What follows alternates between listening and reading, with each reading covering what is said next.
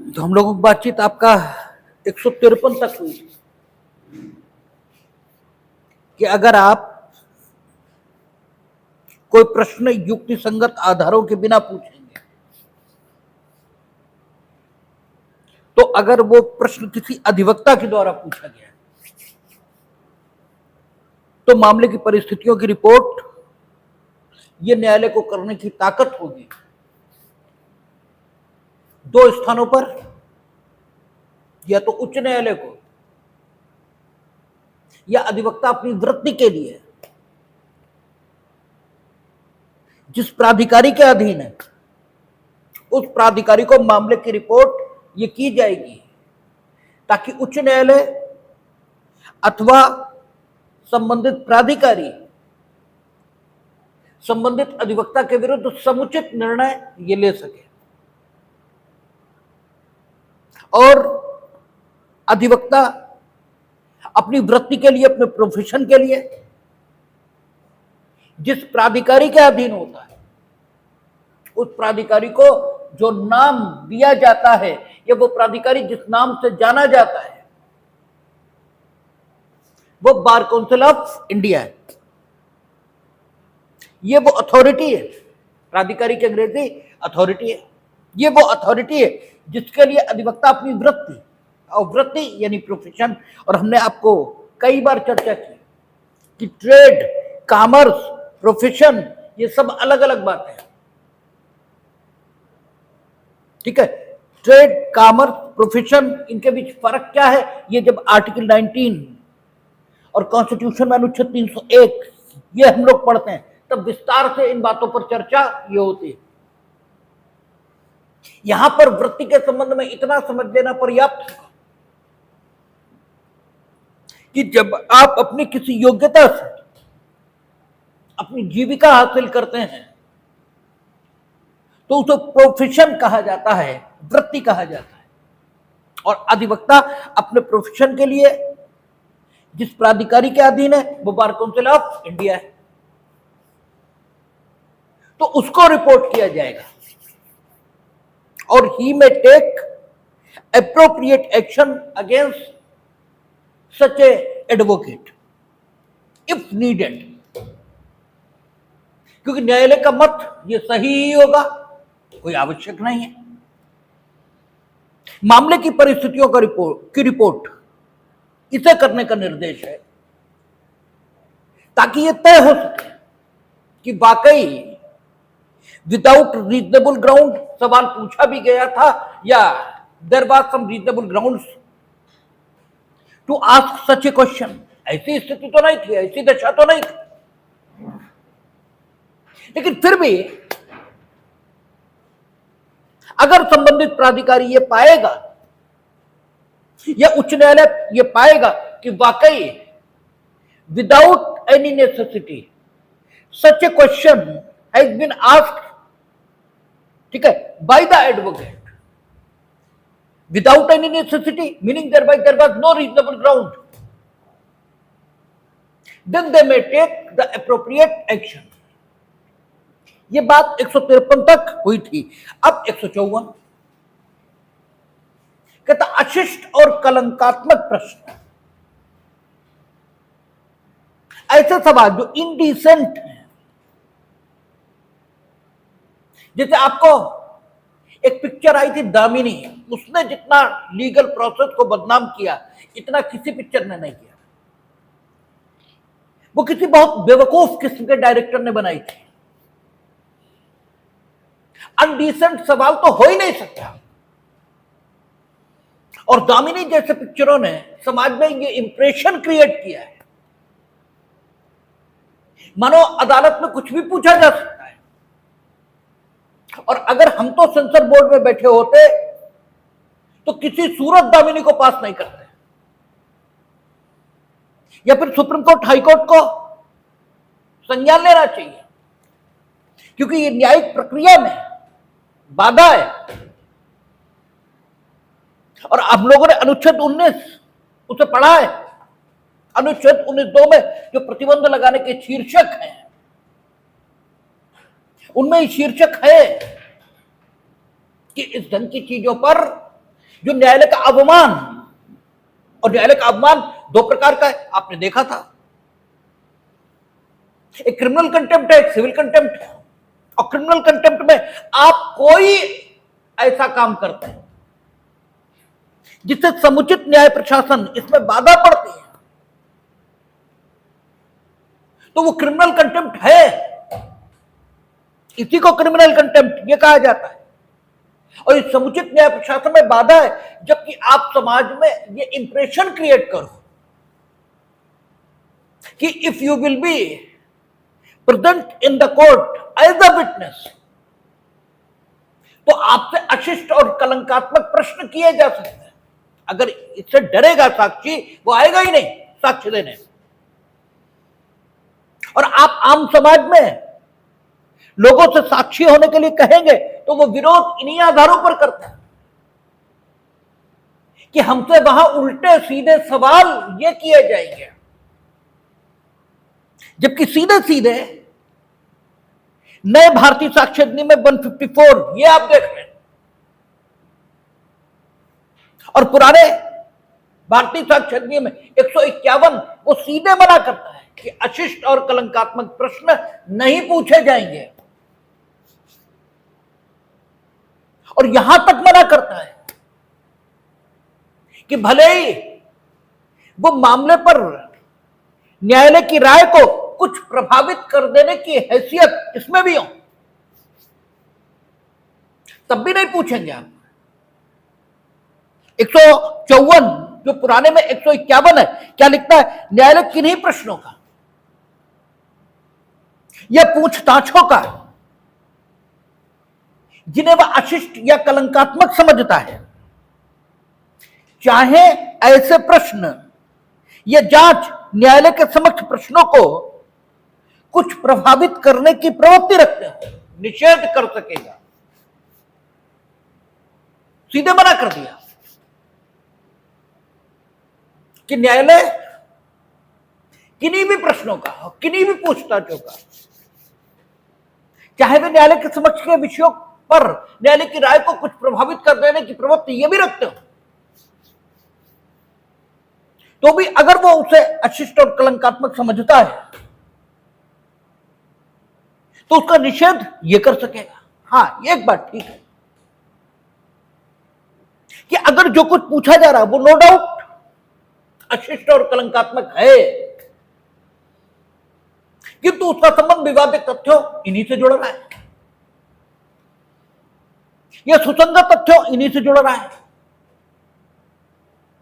तो फिर बात अलग हो जाएगी। क्योंकि फिर कोर्ट जो संस्था बनी वो तो इसीलिए बनी कि समुचित न्याय निर्णयन ये किया जाए। तो समुचित न्याय निर्णयन के लिए अगर कुछ अशिष्ट और कलंकात्मक ये भी पूछना पड़ेगा तो फिर पूछा जाएगा। लेकिन जहां तक सवाल है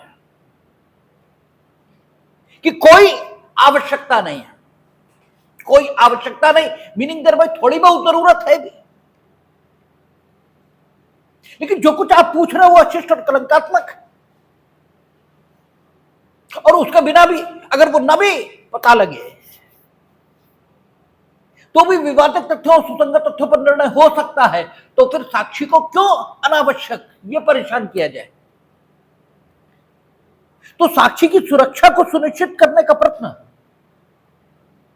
ये इंडियन एविडेंस एक्ट में हुआ है, और ये आज नहीं हुआ,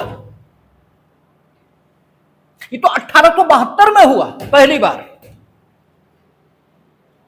और इसीलिए हम बार बार कहते हैं कि लोग भले ही ये कहते हो कि नई पीढ़ी ये कम संवेदनशील है और कम ज्ञानवान है, पुरानी पीढ़ी ज्यादा ज्ञानवान और संवेदनशील थी, हम इस बात के हमेशा विरोध में। नई पीढ़ी ज्यादा जानकार होती है। आप आज की फिल्म में देखो, चाहे वो जॉली LLB 2 हो, चाहे जॉली LLB 1 हो, चाहे आर्टिकल 15 हो, उसमें ज्यादा रिसर्च वर्क है। आप डायरेक्टर की जो मनोदशा है उससे सहमत हो सकते हैं। आप डायरेक्टर की मनोदशा यानी उसकी विचारधारा, क्योंकि डायरेक्टर की जो मनोदशा है वही पिक्चर में दिखाई देती है। वो अपने विचार की पुष्टि, अपने विचार के प्रचार, अपने विचार के प्रसार, इसीलिए फिल्म बनाता है। इसीलिए फिल्म के बारे में कहते हैं कि वो वाक्य व अभिव्यक्ति की स्वतंत्रता का इंजॉयमेंट है, वो वाक्य व अभिव्यक्ति की स्वतंत्रता का प्रदर्शन यही है। क्योंकि whatever I want to say, ठीक है, वही हम नाटक, कविता, कहानी, फिल्म, लेख इसके माध्यम से कहते हैं। तो आप डायरेक्टर की विचारधारा से सहमत या असहमत हो सकते हैं, लेकिन आज की फिल्में आप देखेंगे तो उसमें कानूनों का ज्यादा अध्ययन है। डायरेक्टर ने कानून का अधिक अध्ययन करके वो फिल्में बनाई हैं, और वो फिल्में कानूनी प्रक्रिया के अधिक नजदीक लगती है।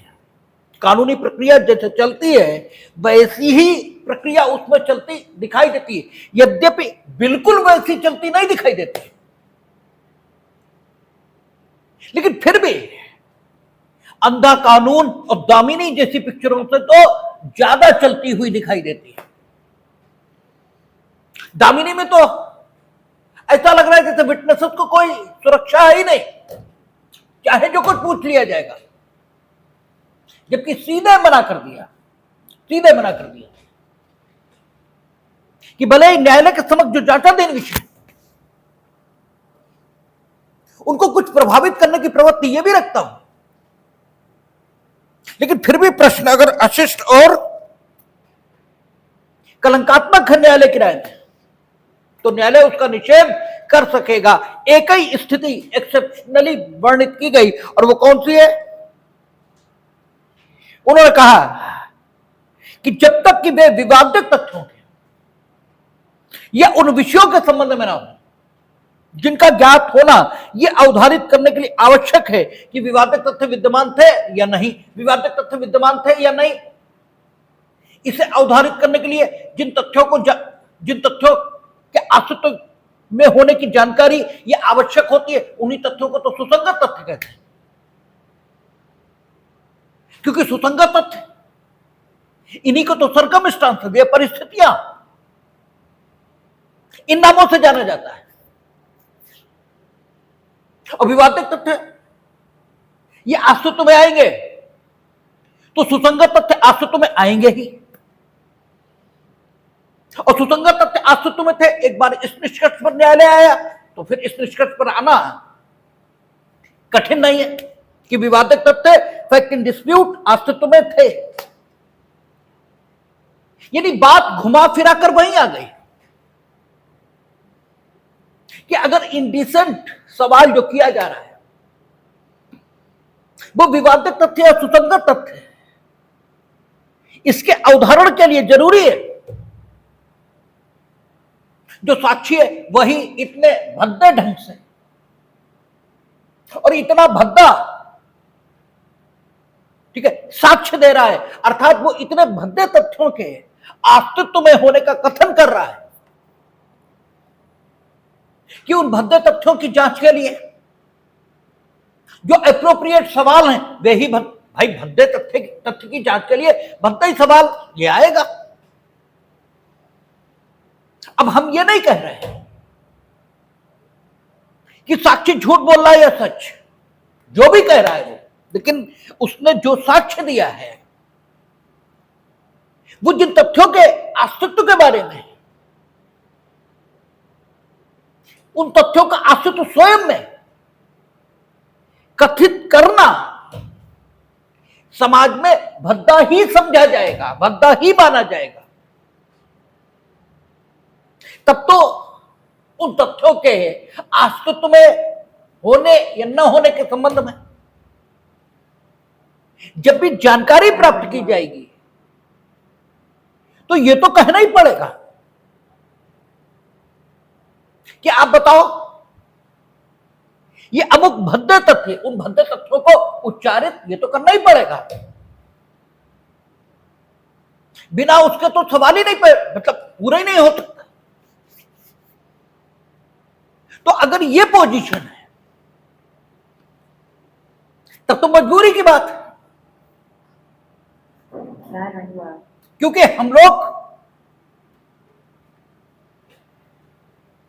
जो ट्रायल चला रहे हैं वो तो विवादित तथ्य या सुसंगत तथ्य इनके अस्तित्व में होने या न होने के संबंध में ही चला रहे हैं। तो उनके अस्तित्व को अवधारित करने के लिए जो सवाल जरूरी है वो तो पूछा जाएगा।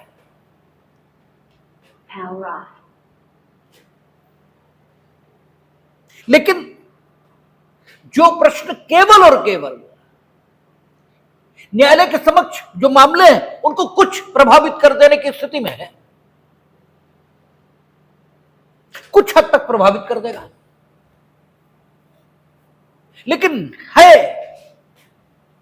अशिष्ट और कलंकात्मक स्वयं में पूछे जाने की दशा में, तो न्यायालय उसका निषेध ये कर सकेगा। एक महत्वपूर्ण सुरक्षा ये सेक्शन में मिली है और हम लोग ऐसे मानकर चलते हैं क्योंकि माहौल ऐसे बनता है।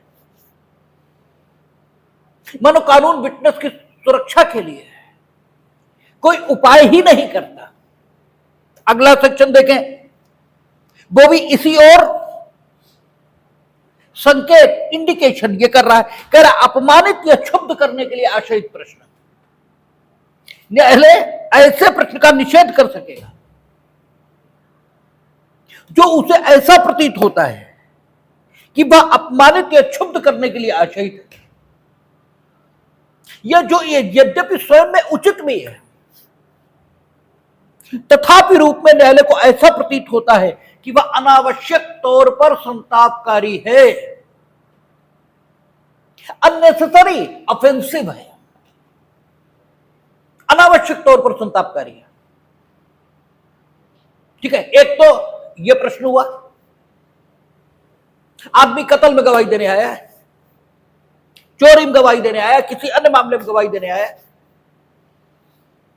आप उसकी माता जी के चरित्र के बारे में सवाल कर रहा। ठीक है, अच्छा है या खराब इससे मतलब नहीं है। ठीक है, माता जी या बहन जी का चरित्र खराब है या अच्छा है इससे तो लेना ही देना नहीं है। तो क्यों पूछ रहे हो भाई? भाई उस विषय पर सवाल करो ना जिस विषय पर वो साक्ष्य देने आया है। आप कह रहे हो जीवन में उसकी स्थिति पता लगाने की कोशिश ये कर रहा है। यदि उसकी माता जी और बहन जी सच्चरित्र महिला नहीं तो बहुत संभावना है कि वो भी एक ठीक व्यक्ति न हो। और ये प्रतिपरीक्षा में एक विधिपूर्ण प्रश्न है। ठीक है, आपने पढ़े कि what questions may be asked in the cross examination,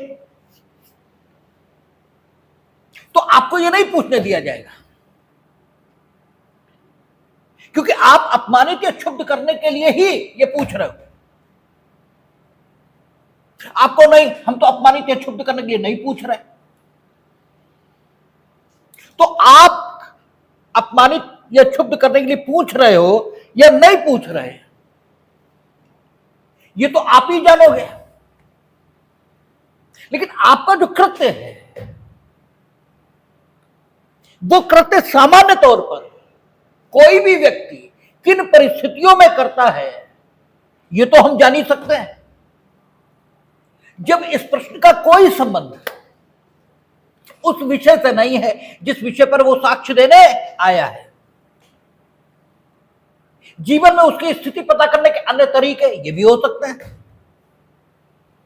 लेकिन आप जानबूझकर ये सवाल कर रहे हो। और सामान्य अनुभव ये कि लोग इस प्रकार के प्रश्नों से अपमानित और क्षुब्ध अनुभव करते हैं। तो हम आपकी बात क्यों मान लेंगे कि आपने अपमानित और क्षुब्ध करने के लिए नहीं पूछा? चलो हम आप ही की मान लेते हैं।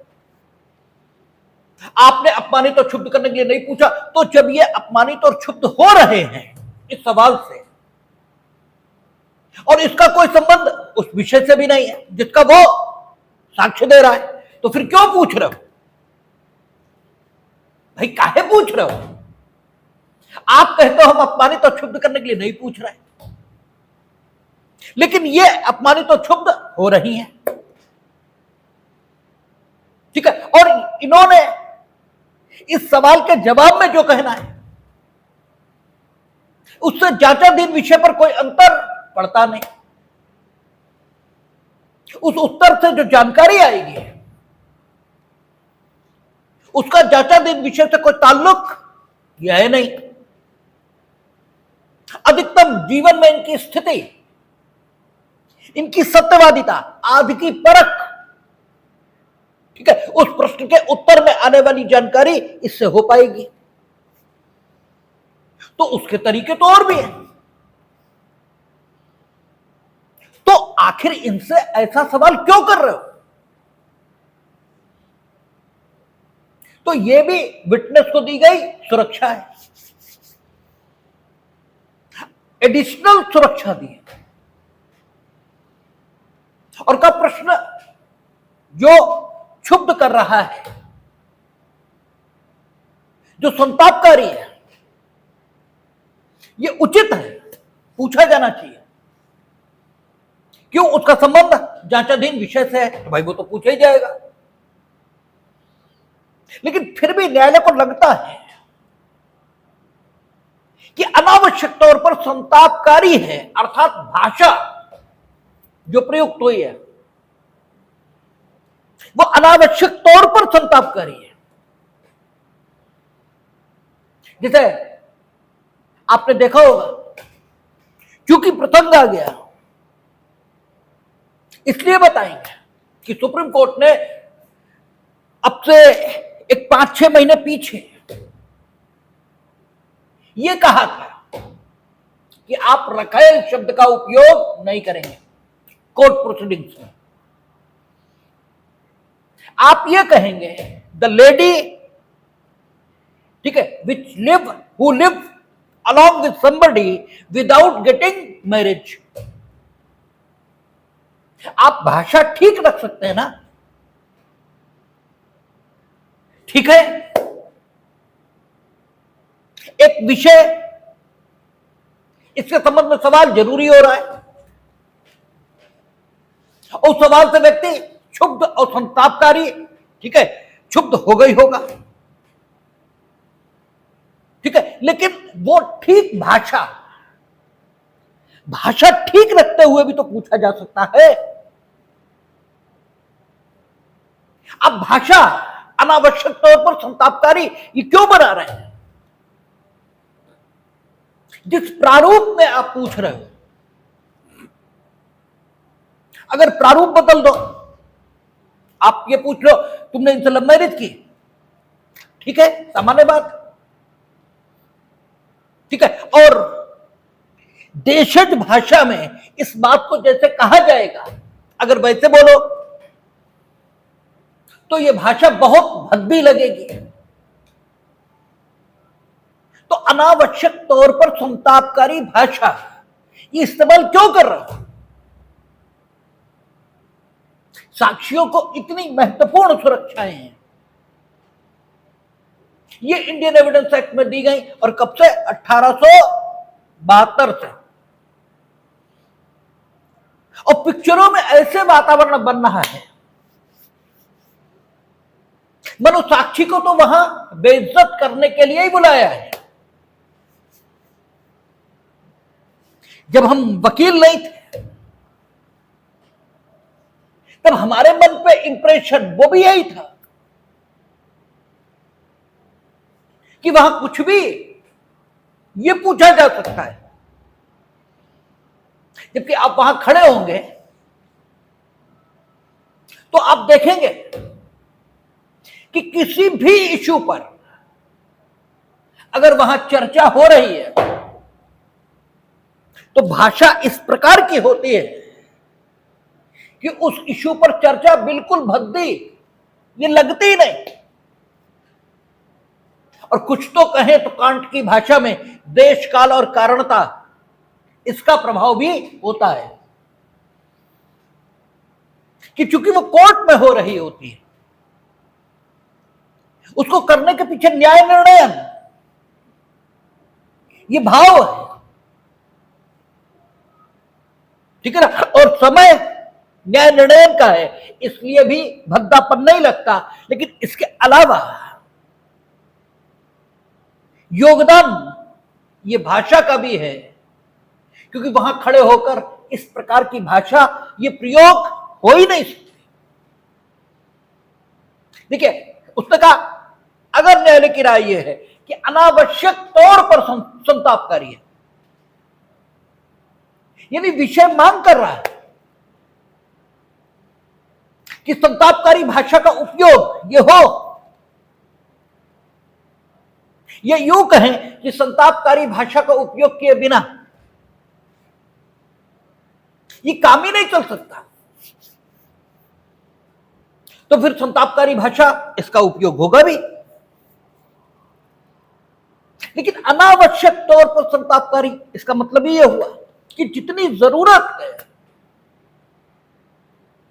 उतनी संतापकारी भाषा का उपयोग ये करिए। जब जरूरत खत्म फिर क्यों? तो आप देखें कि 155 कह रहा है न्यायालय ऐसे प्रश्न का निषेध करेगा, और मैंडेटरी कहा है, निषेध करेगा, meaning this will be the duty of court. निषेध करेगा जो उसे प्रतीत होता है कि वह अपमानित या क्षुब्ध करने के लिए आशयित है, या जो यद्यपि स्वयं में उचित है तथापि रूप में न्यायालय को ऐसा प्रतीत होता है कि वह अनावश्यक तौर पर संतापकारी है। और इसको करने का तरीका हमने आपको 20 बार बताया कि अगर यहां यह लिखा है कि न्यायालय ऐसा करेगा, इसका मतलब यह नहीं है कि अधिवक्ता यह सवाल पूछ ही नहीं सकता। पूछ तो वो सकता है, क्योंकि यह कैसे तय होगा कि अनावश्यक तौर पर संतापकारी था या अनावश्यक तौर पर संतापकारी नहीं था? क्योंकि न्यायालय केवल विचारण का न्यायालय यही तो नहीं है। जो अपीलेट कोर्ट है या जो रिविजनल कोर्ट है वो भी न्यायालय। तो इसलिए इसका तरीका यही होता है कि हम प्रश्न पूछेंगे और साक्ष्य जो अभिलिखित कर रहा है वो मेरे प्रश्न को लिखेगा, और फिर न्यायालय की फाइंडिंग दिखाई जाएगी कि थ्रू कोर्ट प्रश्न अनावश्यक तौर पर संतापकारी है, इसलिए साक्षी को उत्तर देने की आवश्यकता नहीं है, ये लिखाया जाएगा। फिर आगे बढ़ेगा मसला। क्योंकि अगर हम ये तय कराना चाहें कि ये अनावश्यक तौर पर संतापकारी था या नहीं था, तो ये कैसे तय होगा अगर प्रश्न रिकॉर्ड पर नहीं है? तो प्रश्न रिकॉर्ड पर आएगा और after that it will be decided by the revisional court and appellate court. क्योंकि विचार न्यायालय का तो निष्कर्ष आ ही गया कि अनावश्यक तौर पर संतापकारी। इससे मतलब थोड़ी है कि विचार न्यायालय में ये न्यायाधीश ट्रांसफर होकर अगला आ जाएगा, क्योंकि अगला भी आ जाएगा तो पुरानी सीआरपीसी धारा 36, 37, 38, 39 जो पद उत्तरवर्ती होंगे वे उन्हीं शक्तियों का उपयोग करेंगे जो उनके पूर्वाधिकारी शक्तियों का उपयोग करते रहे। ठीक है, और वो शायद बातें पुलिस अधिकारियों के अतिरिक्त अन्य लोगों के बारे में भी हैं, और अगर केवल पुलिस अधिकारियों के बारे में है ये भी मान लें। ठीक है, तो आगे हम लोग देखते थे पुरानी सीआरपीसी में जहां पर 323, 24, 25, 26 की भागता एक न्यायाधीश के समक्ष विचारण चला है और भागता दूसरे न्यायाधीश के, तो वो आगे से चलेगा। ठीक है ना। तो विचारण न्यायालय, इसमें न्यायाधीश भले ही ट्रांसफर हो जाएं लेकिन अगला जो न्यायाधीश आएगा वो पिछले विचार न्यायालय के न्यायाधीश के द्वारा अभिव्यक्त मतों से बाध्य होता रहेगा और इस प्रश्न की वैधानिकता, जिसको इन्होंने अनावश्यक तौर पर संतापकारी माना है, इसकी वैधानिकता या तो अपीलीय न्यायालय है और या पुनरीक्षण का न्यायालय जो रिविजनल कोर्ट है वही तय कर पाएगा, इसके अलावा कोई भी नहीं। लेकिन वो तय कर पाए इसके लिए इस प्रश्न का अभिलेख बनाना आवश्यक होगा और वो लाया जाएगा। अगली बात, फिर विटनेसेस को सुरक्षा देने के लिए और समय की बचत के लिए दो उद्देश्य हैं। जो अगला सेक्शन है जो पुराने एविडेंस एक्ट में 153 है, 153 है और नए में 156 है, इसका जो पर्पज है, इसका भी जो उद्देश्य है वो भी टू फोल्ड है। एक और ये सेक्शन साक्षियों को सुरक्षा ये उपलब्ध कराता है और दूसरी ओर विचारणा इसमें देरी ना हो इसकी व्यवस्था करता है। साक्षी से 3 प्रकार के सवाल ये हो सकते हैं। एक,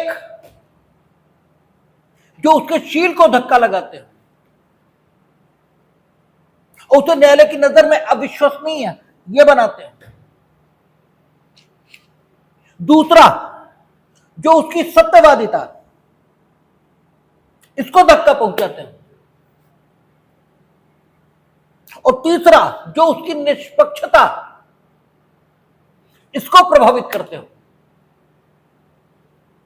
जो उसे एक हितबद्ध साक्षी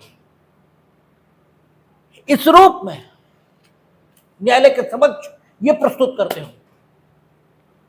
और सत्यवादिता, इसको धक्का पहुंचाने वाला सवाल, ये भी शील को धक्का लगाने वाला सवाल यही कहा जाएगा। यानी मोटे तौर पर देखें तो साक्षी से जो सवाल होते हैं वो 2 उद्देश्यों को लेकर किए जाते हैं। एक, उसके शील की परख के लिए और दूसरे उसके, ठीक है, उसकी जो निष्पक्षता है उसको जांचने के लिए। और शेष जो तीसरे चौथे प्रकार के सवाल होते हैं वो विवादक तथ्यों और सुसंगत तथ्यों इनके बारे में होते हैं। These are the questions जो साक्षी से पूछे जाते हैं। और जैसे आप जाएंगे कचहरियों में तो जूनियर्स की समस्या है कि क्रॉस एग्जामिनेशन कैसे करें। अब वो सीनियर्स के साथ खड़े होकर याद करने की कोशिश करते हैं कि क्या सवाल पूछे जाएं, जबकि कुछ भी याद करने की जरूरत नहीं है। 4 प्रकार के सवाल हैं जो साक्षी से पूछे जाएंगे सुसंगत तथ्यों के बारे में। सुसंगत तथ्य कौन से? हेतु, मोटिव, कारण, ठीक है ना, परिणाम, आचरण, यही तो है, स्वीकृति, संस्वीकृति, ठीक है, यही सवाल तो हैं। तो पूछिए कि भाई इन्होंने इन्हें मारा तो क्यों मारा, कारण, प्रेरणा आदि के बारे में पूछिए ना।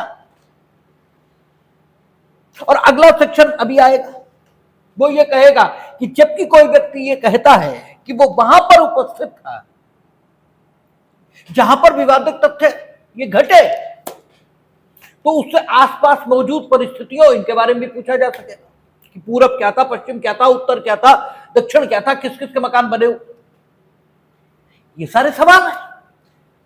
तो अगर आपको एविडेंस एक्ट आता है तो क्रॉस एग्जामिनेशन में कठिनाई कहां है? वही नहीं आता तो फिर तो वहां खड़े होकर याद करोगे ही, अन्यथा क्रॉस एग्जामिनेशन अपने में समस्या ही नहीं। भाई विवादित तथ्यों के बारे में, सुसंगत तथ्यों के बारे में साक्षी कहता है कि हम वही उपस्थित थे, तो संबंधित परिस्थितियों के बारे में, उसके शील के बारे में, उसकी निष्पक्षता, इसके बारे में। तो ये जो सेक्शन है अगला, जो नए एविडेंस एक्ट में 156 है और पुराने में 153 है, ये कह रहा है, ये यूं कहे कि ये जो कुछ कह रहा है ये पुराने भारतीय साक्ष्य अधिनियम की धारा 146 और नए की 149 उससे आगे की बात है। पुराने एविडेंस एक्ट की धारा 146 और नए की 149 आपको यह बताती है कि आप साक्षी के शील इसको धक्का लगा सकते, ठीक है ना, और उसको न्यायालय की राय में अविश्वसनीय ये बना सकते हैं। आप उसको झूठ बोलने वाला ये साबित कर सकते हो और उसकी सत्यवादिता इसकी परख के लिए सवाल कर सकते हो। ये सेक्शन ऐसे है मानो उसका काउंटर पार्ट हो, और काउंटर पार्ट इस रूप में कि ये सेक्शन महत्वपूर्ण सीमा ये अधिरोपित कर देता है सेक्शन 146 पे। सेक्शन अपने में क्या कह रहा है? सेक्शन कहता है कि जब आप किसी से ये पूछोगे मीनिंग देयर बाय कोई ऐसा सवाल करोगे जिसके उत्तर के माध्यम से आप उसकी सत्यवादिता इसकी परख ये करना चाहते हो। आपने पूछा कहां रहते हो, वो रहता दिल्ली में, उसने बताया बरेली, ठीक है। तब आप इस बात का कोई सबूत नहीं दोगे कि वो बरेली में रहता है, ना इसको साबित करने की कोशिश ये करोगे। अगर उसकी सत्यवादिता की परख के लिए आपने कोई सवाल किया और उसने उसका जवाब दे दिया, तो फिर वो जवाब झूठ है, इसको प्रमाणित करने के लिए कोई साक्ष्य ये तत्काल नहीं दिया जाएगा। क्या कहता देखिए, जबकि किसी साक्षी से कोई प्रश्न पूछा गया है जो जांच से केवल वहीं तक सुसंगत है जहां तक कि वह उसके शील को क्षति पहुंचाकर उसकी विश्वसनीयता को धक्का पहुंचाने की प्रवृत्ति रखता है और उसने उसका उत्तर दे दिया है, तब उसका खंडन करने के लिए कोई साक्ष्य नहीं दिया जाएगा। किंतु यदि वह मिथ्या उत्तर देता है तो तत्पश्चात उस पर मिथ्या साक्ष्य देने का आरोप लगाया जा सकेगा। यह नहीं होगा कि तुम तत्काल एक एप्लीकेशन लिखो और उसका बरेली का जो निवास प्रमाण पत्र है, जो डोमिसाइल सर्टिफिकेट है, वो न्यायालय में प्रस्तुत ये करने लगो। ये नहीं होगा, ठीक है ना। वो बरेली का रहने वाला, आपने पूछा कहां रहते हो, उन्होंने कहा दिल्ली। अब आप डोमिसाइल सर्टिफिकेट लिए घूम रहे हैं कि हम ये प्रस्तुत करेंगे, नो, ये नहीं प्रस्तुत होगा, ठीक है। पुरानी सीआरपीसी याद करें, धारा 340, ठीक है ना। धारा 340 कहती थी न्यायालय की प्रक्रिया में जब आप मिथ्या साक्ष्य प्रस्तुत करोगे तो फिर न्यायालय को ताकत होगी कि वह आपके विरुद्ध मिथ्या साक्ष्य देने का संज्ञान ये ले सके। या फिर 344 पुरानी सीआरपीसी में, 344 में जो दंड था 7 दिन का था और 340 में पूरा दंड ये मिल सकता था। यही अंतर थे 344 और 340 के, ये आपको बताया गया था। 344 और 340 की धाराएं बीएनएसएस इसमें भी आ गई हैं। कहां पर आई है एविडेंस के बाद हम लोग शुरू ही करने वाले हैं, देखेंगे। तो तत्पश्चात मिथ्या साक्ष्य देने के लिए आप मामला चलाओ उसके खिलाफ, लेकिन वहीं वो झूठ बोल रहा है, इसे प्रमाणित करने के लिए आप कोई साक्ष्य ये बिल्कुल नहीं दोगे, क्योंकि अगर आपको इसकी अनुमति दी गई है तो एक मामला तो निपटा नहीं, ये तुम दूसरा झंझट ये खड़ा किए दे रहे हो।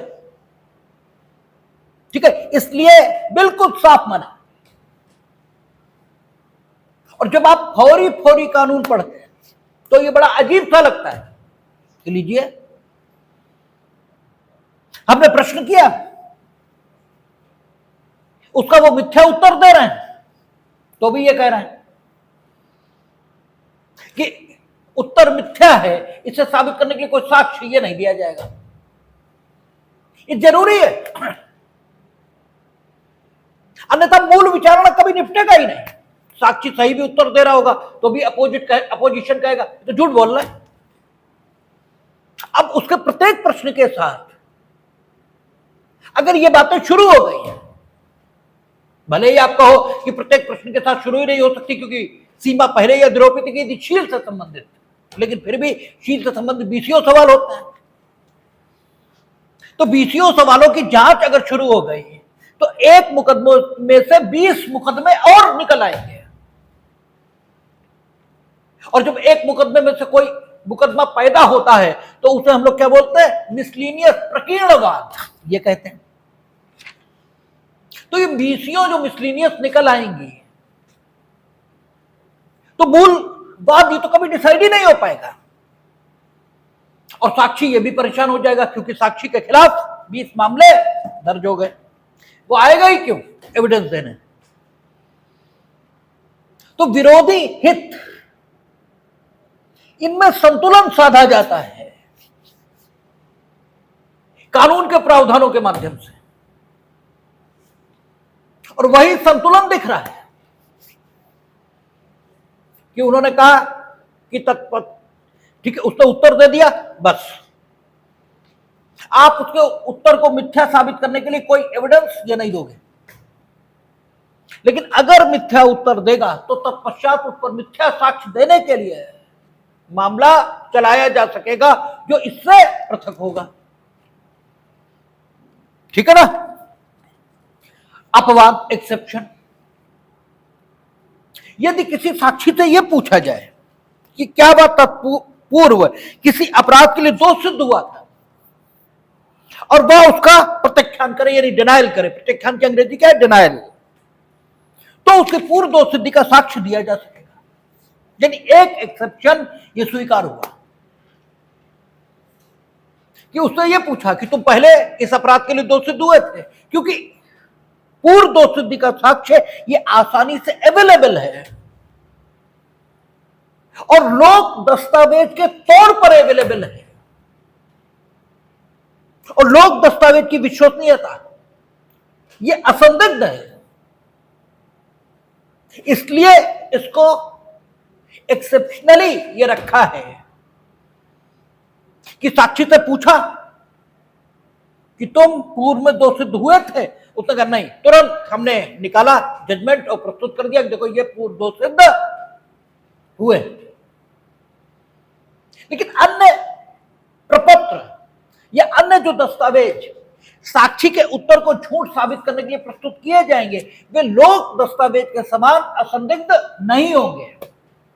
उन दस्तावेजों की असलियत इसको साबित करना होगा, उन दस्तावेजों के लिखने वाले तैयार करने वालों को बुलाकर, धारा पुराने एविडेंस एक्ट में 67 थी और इसमें भी हम लोगों ने देखी थी, तो वो सारी प्रक्रियाएं विस्तृत विचारण में ही संभव है। इसलिए अगर पूर्व दोष सिद्धि का मामला है तब तो दिया जा सकेगा पूर्व दोष सिद्धि का साक्ष्य, अन्यथा मिथ्या साक्ष्य देने के लिए पृथक अभियोग वो तो चलाया जा सकेगा, लेकिन उसे असत्य साबित करने के लिए कोई प्रमाण, कोई एविडेंस तत्काल नहीं दिया जाएगा। एक्सेप्शन 2 कहता है यदि किसी साक्षी से उसकी निष्पक्षता, और यह खूब पूछा जाता प्री में, यदि किसी साक्षी से उसकी निष्पक्षता पर अधिक्षेप करने की प्रवृत्ति रखने वाला यह कोई प्रश्न पूछा जाए और वह सुझाए गए तथ्यों के प्रत्यक्षान द्वारा उसका उत्तर दे तो उसका खंडन किया जा सकेगा। यानी ऐसा कोई सवाल हुआ उससे जिसके उत्तर में जो जानकारी आएगी वो उसकी जो इम्पार्शियलनेस है उसको खत्म करेगी। और वो कहता है कि हम वैसे नहीं हैं जैसा आप सुझा रहे हो अपने प्रश्न के माध्यम से। आपने पूछा देखो तुम इनके पक्ष में इसलिए साक्ष्य देने आए हो क्योंकि ये तुम्हारे दोस्त हैं, ठीक है। अब उसकी निष्पक्षता, इस पर सवाल ये आप खड़ा कर रहे हो, उसे हितबद्ध बना रहे हो, और उसने आपके द्वारा जो सुझाया गया, ठीक है, तथ्य है या आपके द्वारा जो सुझाया गया रिश्ता है उसका खंडन कर दिया। उसने कहा नहीं, ऐसा नहीं है, हमारी इनसे कोई दोस्ती नहीं। आपने पूछा देखो ये तुम्हारे रिश्तेदार हैं, तुम्हारे चाचा के लड़के हैं, उन्होंने कहा नहीं ऐसा नहीं है, हमारे चाचा के लड़के नहीं है। अब पूछा जा सकता तुम्हारे पिताजी का क्या नाम है बताओ, इनके पिताजी का क्या नाम है, ठीक है, और आपके बाबा का क्या नाम है, इनके बाबा क्या नाम है, ठीक है। अब उसके, ठीक है, सब जो, क्योंकि उसने डिनाइल किया ना, आपके द्वारा जो सुझाया गया तथ्य था उससे डिनाइल कर दिया, प्रत्याख्यान किया है, इनकार किया है। और प्रश्न का संबंध उसकी निष्पक्षता इससे है, क्योंकि अगर यह साबित होता है कि वो मामले में निष्पक्ष नहीं है, उसके पास है तो है, उस पक्षकार, जिस पक्षकार के विरुद्ध वो साक्ष्य देने आया है, उसके विरुद्ध साक्ष्य देने का कोई हेतु उसके पास मौजूद है, तो फिर उसके साक्ष्य को वो मूल्य न्यायालय की नजर में नहीं मिलेगा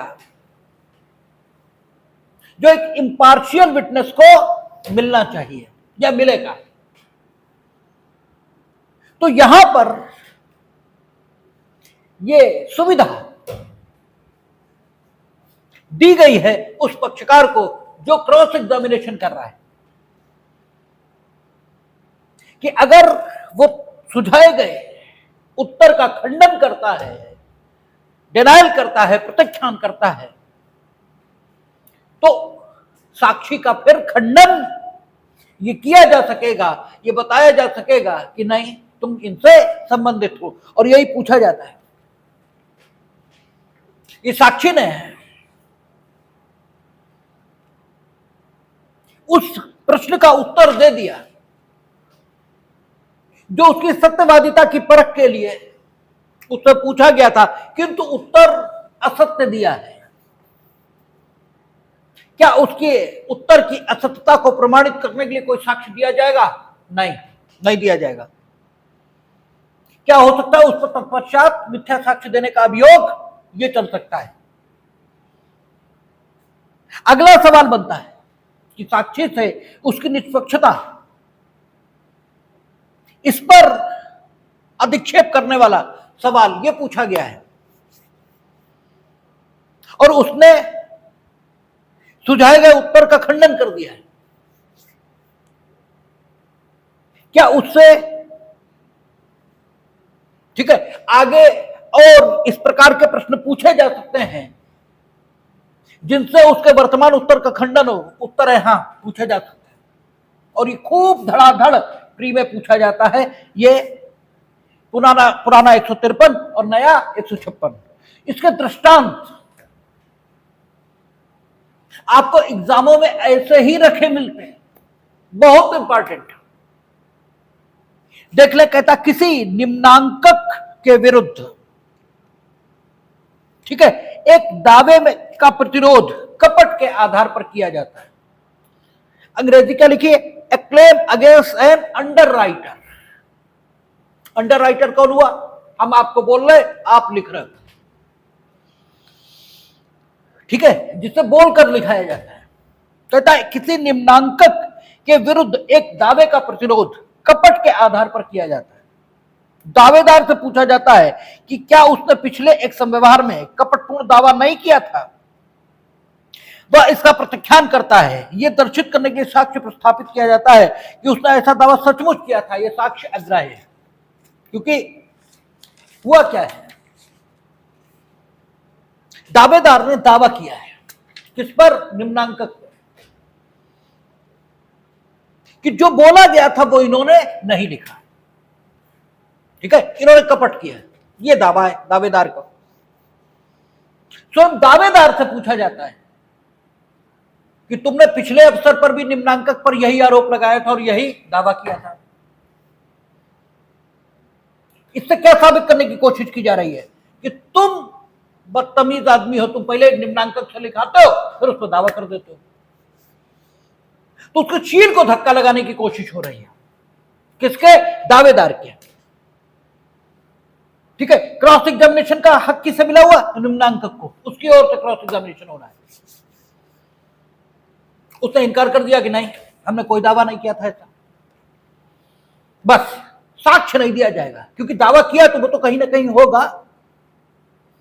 बाद में ले आना, 340 की एप्लीकेशन लगाना, इन्हें खूब मिथ्या साक्ष्य देने के लिए दंड दिलाना।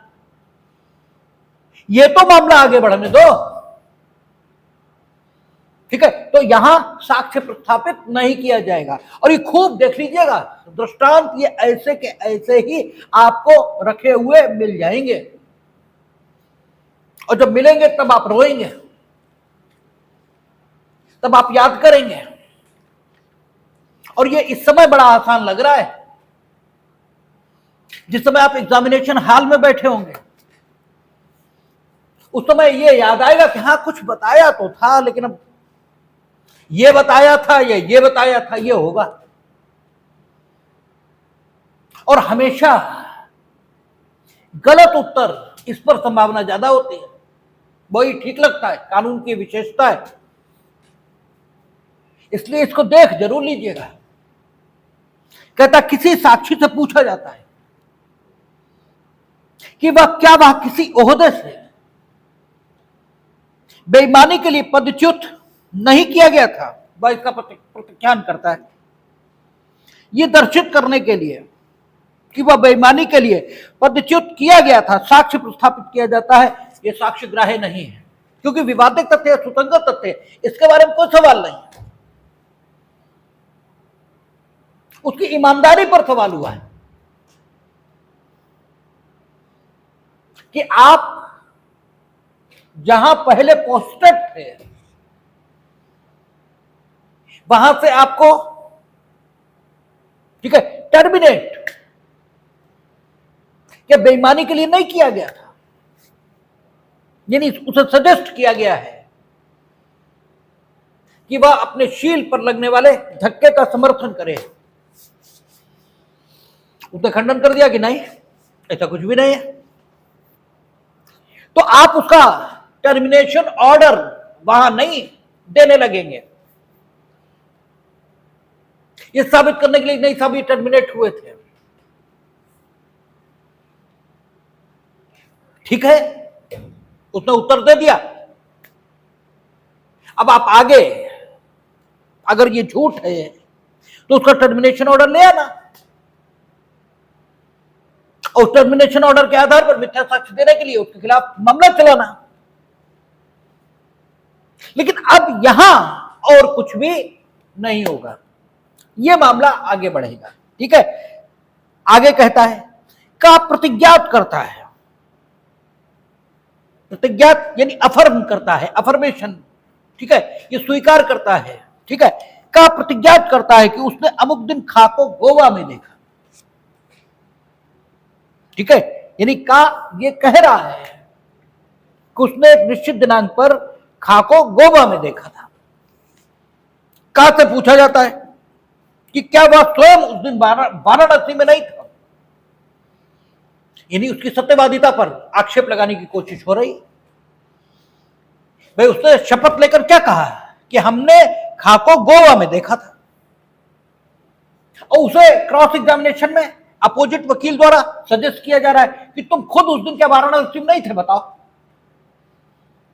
इसका मतलब क्या हो रहा है? इसका मतलब उसकी सत्यवादिता पर आक्षेप यह लग रहा है कि तुम झूठ बोलते हो, तुम खुद बनारस में थे, उसे गोवा में कहां देख लोगे। यह कोशिश हुई है, ठीक है। वह इसका प्रत्याख्यान करता है, वो डिनाइल कर देता है कि नहीं हम बनारस में नहीं, तब तो गोवा में थे, वहीं देखा। यह दर्शित करने के लिए का उस दिन वाराणसी में था, साक्ष्य प्रस्थापित किया जाता है, होटल के बिल प्रस्तुत किए जाते हैं कि का उस दिन वहीं था, जो का के नाम है। अब होटल बिल तो जाली भी हो सकता है, यानी होटल के बिल असली हैं, जाली हैं, मैनेजर को बुलाने की जरूरत है, उस वेटर को बुलाने की जरूरत है जिसने उसे खाना दिया। ये सारे काम कैसे होंगे इस समय? भाई इस ट्रायल में अगर ये सब हम करने लगेंगे तो ये तो एक तरफ हो जाएगा, इसका ट्रायल शुरू हो जाएगा कि वो वाराणसी में था या नहीं, तो ये तो बेकार की बात है। इसलिए वो कहता है कि ये साक्ष्य है, कहता है ये साक्ष्य ग्राह्य है, इस नाते नहीं अच्छा कि वह काका एक तथ्य के बारे में खंडन करता है जो उसकी विश्वसनीयता पर प्रभाव डालता है, वरन इस नाते कि वह इस अभिकथित तथ्य का खंडन करता है कि खा प्रश्नगत दिन गोवा में देखा गया था। इनमें से हर एक मामले में साक्षी पर यदि उसका प्रत्याख्यान मिथ्या था, मिथ्या साक्ष्य देने का आरोप लगाया जा सकेगा। इधर देखें, affirms that on a certain day he saw B at Goa. A is asked whether he himself was not on that day at Varanasi. He denies it. Evidence is offered to show that A was on that day at Varanasi. The evidence is admissible, not as contradicting A on a fact which affects his credit, but as contradicting the alleged fact that B was seen on the day in question in Goa. In each of these cases, the witness might, if his denial was false. अच्छा ठीक, ये evidence इसलिए ग्राह्य हुआ क्योंकि धारा 11 पुराने भारतीय साक्ष्य अधिनियम की प्ली ऑफ एलिबाई, ठीक है, वे सारे साक्ष्य जो विवादित तथ्यों को अत्यधिक संभाव्य या अत्यधिक अनधिसंभाव्य बनाते हैं, ठीक है, या वे तथ्य जो विवादित तथ्यों से, ठीक है, या तो विसंगत हैं, ठीक है, या होना उनका, ठीक है, अधिसंभाव्य और अनधिसंभाव्य बनाते हैं, ऐसे सारे तथ्य धारा 11 पुरानी जो भारतीय साक्ष्य अधिनियम के उसमें ग्राह्य है।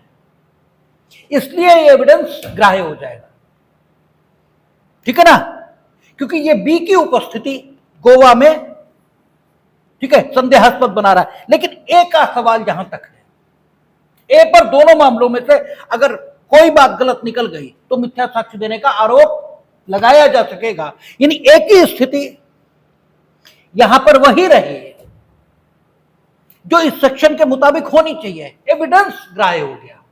इस नाते नहीं कि विश्वसनीयता को धक्का लगाया, ठीक है ना, और उसने उत्तर दिया, उत्तर गलत, इसको साबित करने के लिए साक्ष्य दिया गया, तो जो साक्ष्य दिया गया वो ग्राह्य है, वो ग्राह्य है। इस नाते नहीं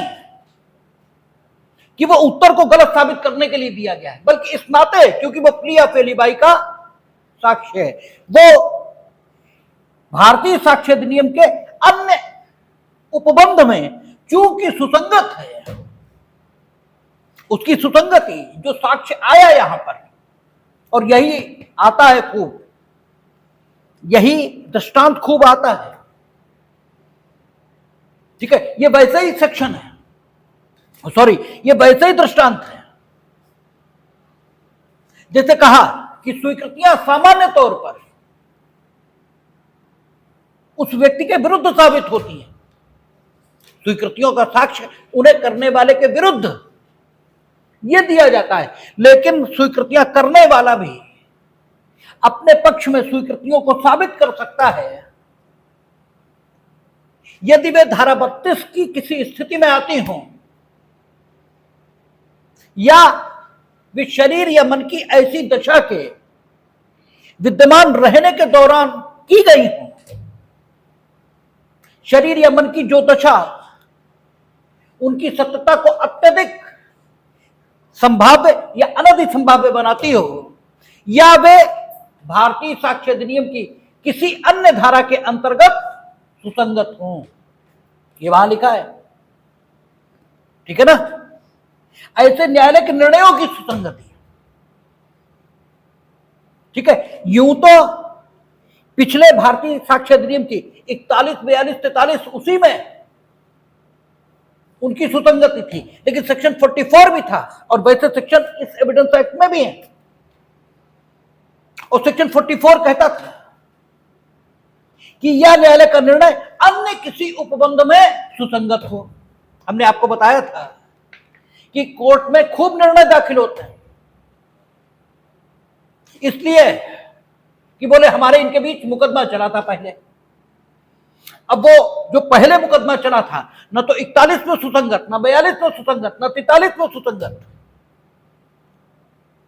ठीक है। 43 में तो कोई सुसंगत होता नहीं, क्योंकि 43 तो यह कहती है कि बाकी सब निर्णय विसंगत, ठीक है ना। नहीं, शायद 43 में ही लिखा, 44 ये कहती है कि प्रतिपक्षी को अधिकार होगा। हाँ ठीक है, 43 ही कहती है कि बाकी सारे निर्णय विसंगत जब तक कि वे किसी अन्य उपबंध के अंतर्गत सुसंगत न हो। 44 तो यह कहती थी कि जब न्यायालय का निर्णय साक्ष्य में दिया गया तो प्रतिपक्षी का क्या हक होगा उस निर्णय के बारे में। तो कहता कि वो साबित कर सकेगा कि वह निर्णय कपट से हासिल किया गया था, यह क्षेत्राधिकार जिस न्यायालय को पारित करने का नहीं था उस न्यायालय ने पारित किया था। लेकिन 43 कहता था कि अगर न्यायालय का निर्णय किसी अन्य धारा में सुसंगत है तो वो दिया जा सकेगा। वही बात यहां है कि जो साक्ष्य प्रस्थापित किया गया है वो सुसंगत है, इस नाते नहीं कि वो एक ही सत्यवादिता उसका खंडन करने के प्रयोजन से दिया गया है, क्योंकि वो तो विसंगत है ही 153 और 156 के मुताबिक। लेकिन वह भारतीय साक्ष्य अधिनियम के अन्य उपबंध में सुसंगत हो रहा है, इसलिए वो सुसंगत है। और जहां तक इन मिस्टर ए का सवाल है, इनके तो अगर दो उत्तर हैं और दोनों में से कोई गलत निकल गया तो तत्पश्चात मिथ्या साक्ष्य देने के लिए अभियोजन होगा ही होगा, ठीक है। अगला कहता है, कहां से पूछा जाता है कि क्या उसके कुटुंब और खाके जिसके विरुद्ध वह साक्ष्य देता है कुटुंब में कुल बैर नहीं था, अब निष्पक्षता को प्रभावित करने की कोशिश हुई है। और अगर वो मना करेगा कुल बैर नहीं था तो कुल बैर था, इसे प्रमाणित करने के लिए, ठीक है, आपका साक्ष्य दिया भी जा सकता है। कुल बैर नहीं था, वह इसका प्रत्याख्यान करता है, उसका खंडन इस आधार पर किया जा सकेगा कि यह प्रश्न उसकी निष्पक्षता पर अधिक्षेप करने की प्रवृत्ति यह रखता है। अगर कुल बैर था तो वो उसके खिलाफ साक्ष्य देने की रुचि, साक्ष्य देने में रुचि रखेगा ही रखेगा, इसीलिए उससे सवाल किया गया। और वो कहता कुल बैर नहीं था। तो ये उत्तर जो उसने दिया है इसका खंडन करने के लिए साक्ष्य दिया जा सकेगा, क्योंकि यह उसकी निष्पक्षता को प्रभावित करेगा। तो ये आपका 156। पुराना जो 154 है, जो वर्तमान 157 है, जो पक्षद्रोही साक्षी, इसके बारे में इस पर हम लोग कल बात करेंगे, क्योंकि ये बेहद इंपॉर्टेंट है मेंस के पॉइंट ऑफ व्यू से। और पक्षद्रोही साक्षी कोई होता नहीं। फिर इसे पक्षद्रोही क्यों कहते हैं, कैसे कहते हैं, और उसके साक्ष्य का क्या साक्षिक मूल्य है, इस सब बात पर कल बात करेंगे, देखेंगे।